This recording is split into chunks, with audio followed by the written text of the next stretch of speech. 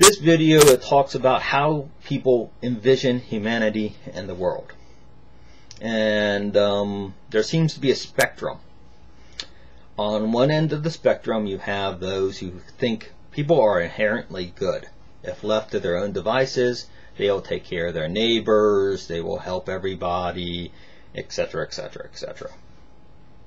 On the other side of the spectrum, all people are evil and horrible creatures, that they're not going to behave properly and they're going to hurt other people.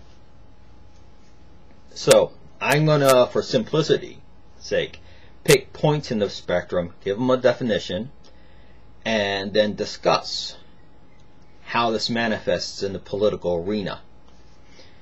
For example, if you believe that all people are basically good and that together they can do even more good, and you can create a utopic environment through the combined efforts of these well-meaning, good-intentioned individuals, you might choose a communist type of government, where the government is the ultimate manifestation of the good-willed people, and of course is led by the best and the brightest, who truly know what's best for everybody else and is looking to do the best for everybody else. So they create a system that of course they're going to do what's good for everybody. The greater good is often used in reference to this position. On the other side of the fence, believe it or not, communism can reappear. If you believe people are ultimately terrible, horrible yuck-yucks, there is a hidden statement in that. The hidden statement in that is, but I'm different. So for many liberals who take this position, they're the enlightened, smart, good people. The majority of people are too stupid to know what's good for them. So it behooves them to assume power and to control the lives of all these people who cannot be trusted to take care of themselves. And thus, they're going to become essentially dictators using a communist system where only the members of the party who are handpicked, who have been passed the test, will have a say. And everyone else is just basically a serf to do what they tell them to do because they know what's best for everyone else.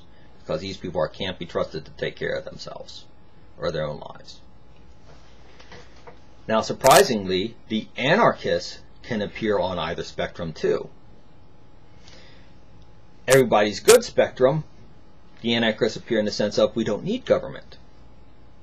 We don't need government because everyone is trustworthy and they can all be trusted to do the right thing if you just let them be. And what few times people stray from that, the rest of the community through social pressure will push them into the right place. So we don't need any government. Then you have the flip side where everyone's bad. Now, in everyone's bad, the anarchist says, since everyone's bad and government is made up of people, if so facto, government's going to be bad. The absolute power corrupts absolutely. So since government can't be trusted, we'll just leave it to the chaos of the individual. Think survivalists. That kind of stuff. You know? So, you can see how it can manifest. Now, the rule of law under a republic assumes certain characteristics of people. When you say I want a republic, you're assuming that people need a legal system to restrain their activities. So you're assuming some degree of evilness within, or sinfulness or whatever within the population. And under a republic, you're assuming that good-natured individuals, by of course your definition of it, will be active in creating this environment through being elected into a position, and thus through the laws they create, force the harmful sides of our nature into proper behavior. Democracy makes certain assumptions. Democracy is ruled by the masses. And the assumptions it makes is that the individual is trustworthy. And if a large group of individuals come to a consensus, 51% of the population, whatever that population might be, about whatever issue, then that 51% should rule the government, because by nature, since most people are good, therefore the rule of the masses will of course be good. Now, it's important to note, much like anarchy, democracy can be used as a transitionary tool to where you want to end up. Democracy is frequently put forward when you think the majority of people side with you on something. And you think you can get that majority vote to side with you so you can then install something else. For example, if the majority of people want a dictatorship, some charismatic leader that can take 51 or more % of the population and have them all want him to run everything, then you get a dictatorship, or an oligarchy more accurately, because dictatorships don't really exist. There's always a group of people involved, but still, we'll call it a dictatorship because that's what people are familiar with.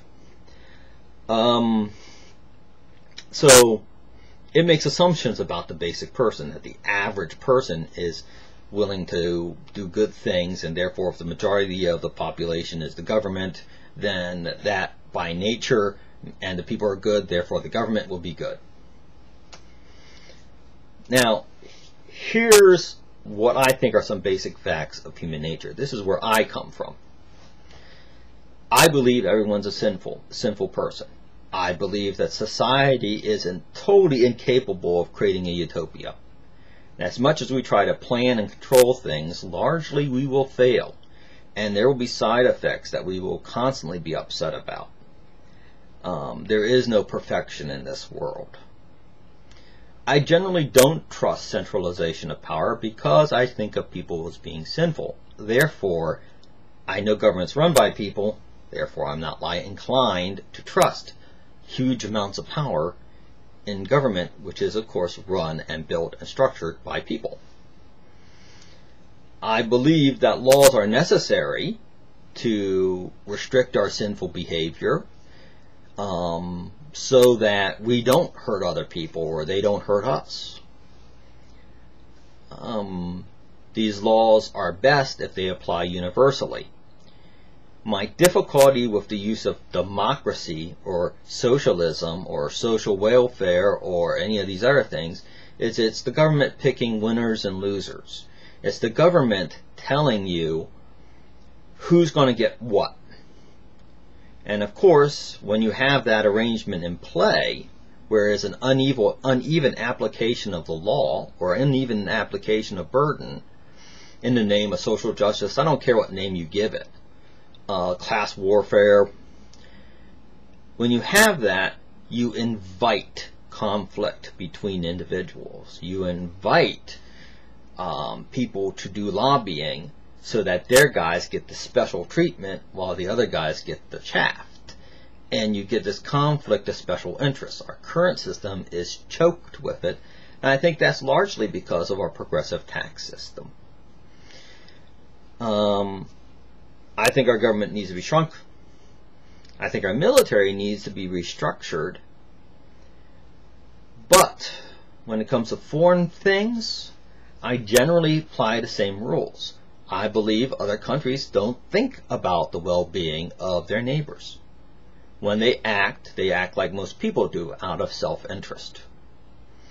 And most countries' self-interests are to expand, become wealthier, stronger, more influential, and to make communities of those who share their beliefs and or get people to follow them where they want them to go.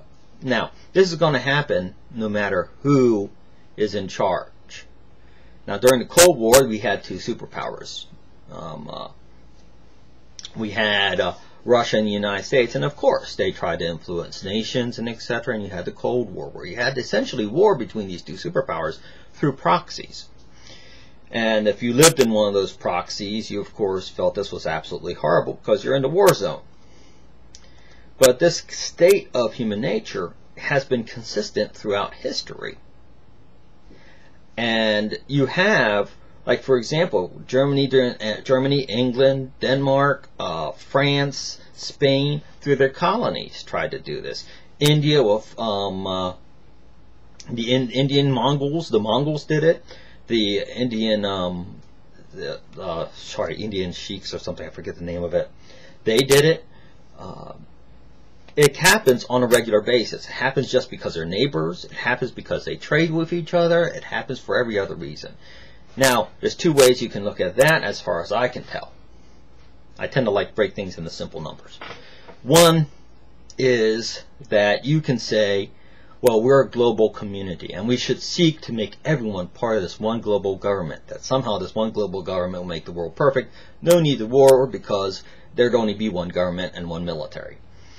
And envision that the UN will be the source. To get to that goal, you have to basically destroy every nation's self-interest and force them through probably traumatic economic disasters into this one world government, which will largely be very oppressive, because the further government is away from the individual, the less representative it will be.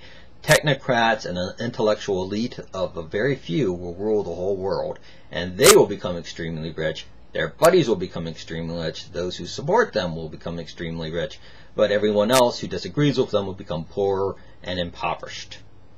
And they'll be okay with this. The second possible solution is, it's the Wild West. You've got to be out there pushing for your side, for your team, the United States and those who choose to follow or support the United States, in our case. But in the case of Iran, you're for your Iranian team, so on and so forth.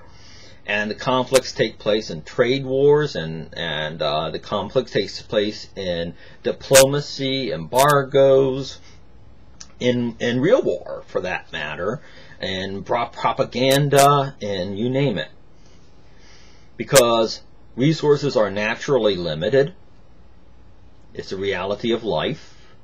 There's going to always be conflict over resources.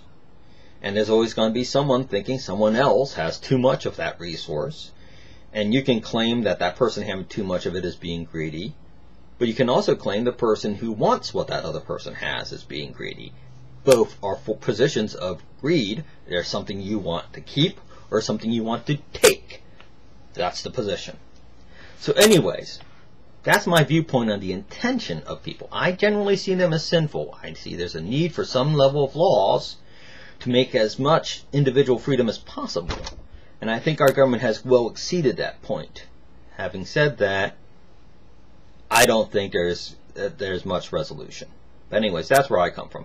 Thank you very much. Have yourself a good day, and God bless.